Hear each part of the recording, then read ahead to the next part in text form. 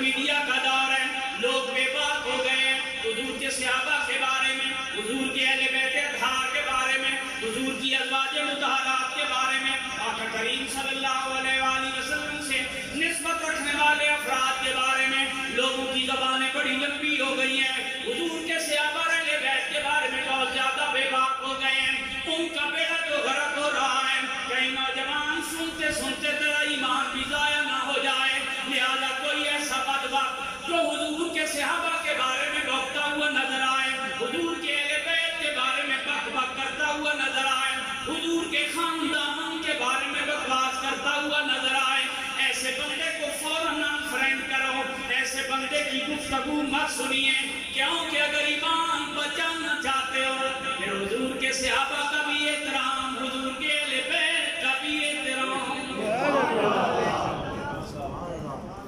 یہی عقیدہ ہے اہل سنت۔ اہل سنت معتدل نظریات، اہل سنت اتنے معتدل نظریات ہیں اور اتنے ادب اور احترام کرتے ہیں کہ اگر کوئی بدبخت صحابہ کی محبت کا دعویٰ کر کے اہل بیت اطہار کے بارے میں برے الفاظ بولتا ہے تو ہم اس کے رد عمل میں بولنا تو دور کی بات ہے سوچتے بھی نہیں،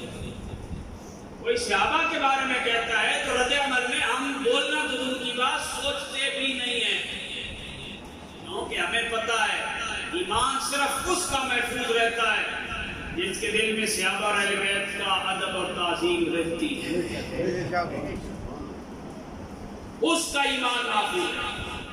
لہذا میرے بھائی صحابہ کرام رضوان اللہ تعالیٰ عنہم، یہ اس آیت کے پہلے میں صاف تَأْمُرُونَ بِالْمَعْرُوفِ وَتَنْهَوْنَ عَنِ الْمُنكَرِ، نہیں اور آپ اگر اس آیت کو پڑھ کے نیکی کا حکم دینے نکلیں،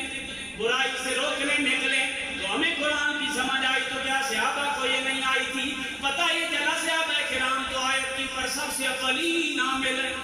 ان کے بارے میں جو اللہ نے فرمایا رضی اللہ عنہ